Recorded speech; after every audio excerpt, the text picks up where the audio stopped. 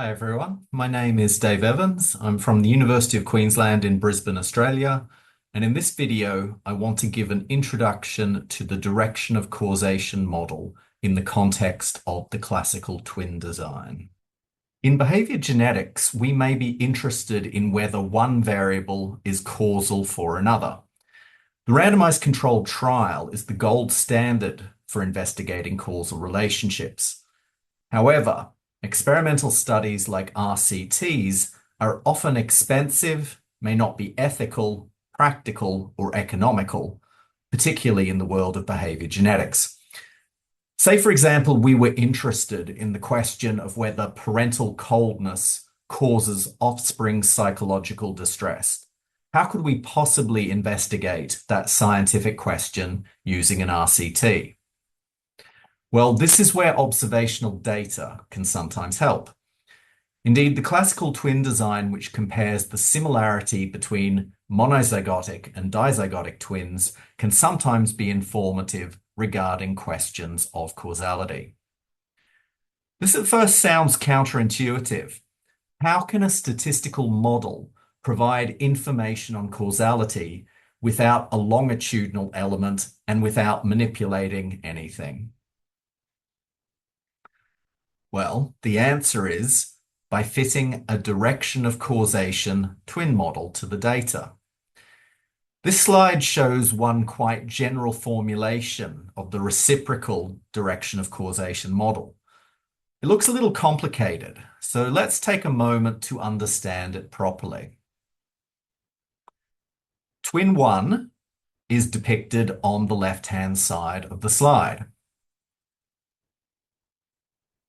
And on the right-hand side of the slide is twin 2. The observed phenotype variable YA for twins 1 and 2 is displayed on the top half of the slide. And the observed phenotype variable YB for twins 1 and 2 is displayed on the bottom half of the slide.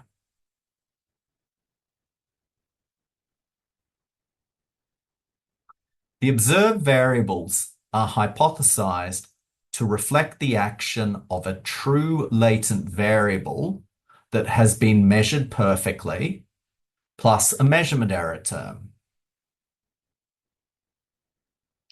So for example, phenotype 1A for twin 1 is a linear function of the latent variable PA1 plus the action of measurement error. This corresponds to the structural equation YA twin 1 equals PA1 plus epsilon A1. Similar structures and their equations can be written for the observed variable YB twin 1,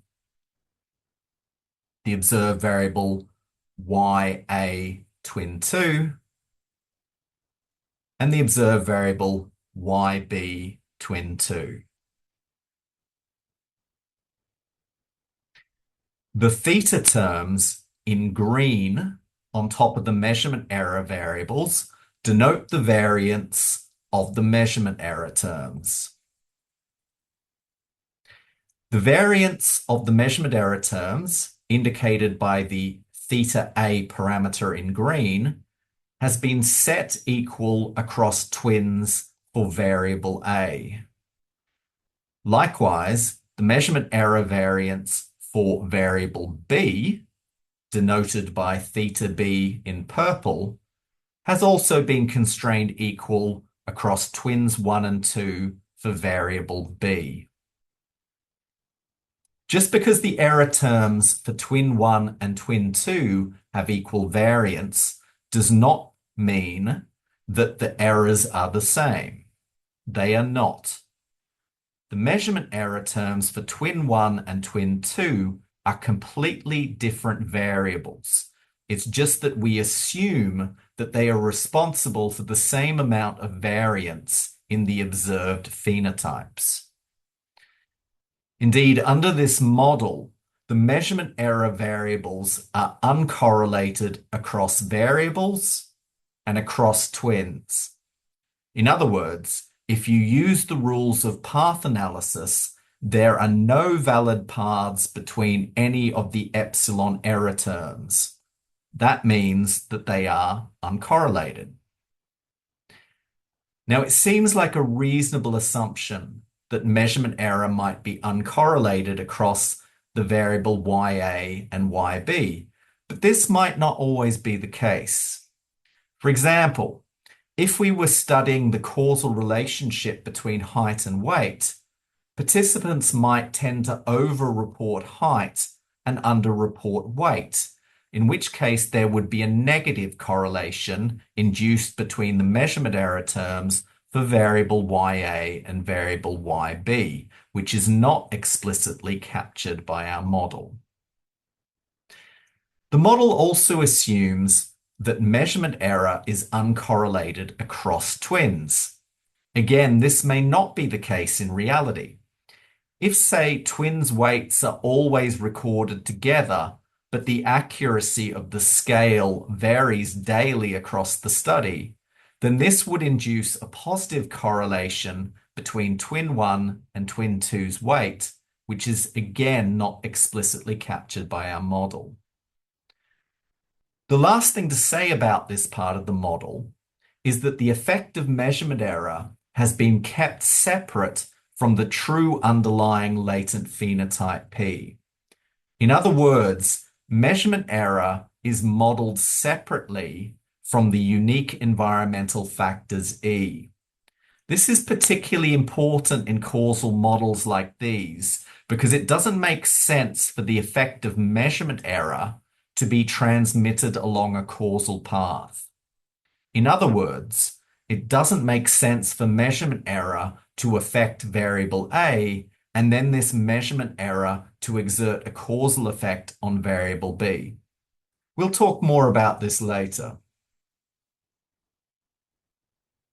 Okay, let's talk about the latent part of the model now.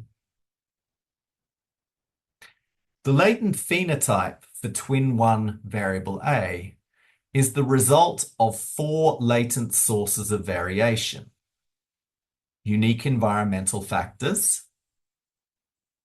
common environmental factors, additive genetic factors, and dominance genetic factors. This part of the model corresponds to the structural equation on the right side of the screen. Each latent source of variation is assumed to have unit variance and exerts an effect on the latent phenotype given by the associated path coefficient. For example, in the case of twin 1's unique environmental factor, we expect that the latent P variable will increase by E_AS units for every hypothetical unit increase in the latent E variable.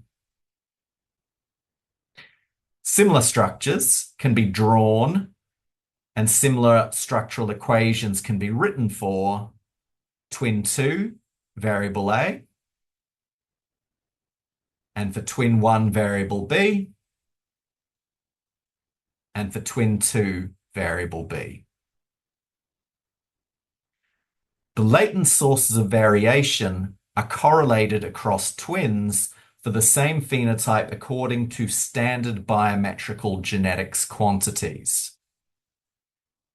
So 1 for common environmental factors, 1 for MZ twins, and 1/2 for DZ twins in the case of additive genetic factors, and 1 for MZ twins and 1/4 for DZ twins in the case of dominance genetic factors.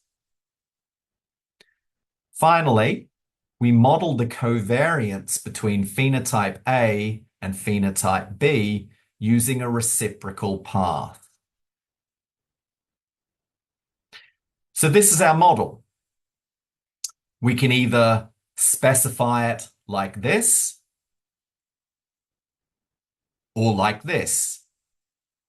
I don't know about you, but I much prefer looking at the path formulation rather than looking at the structural equations.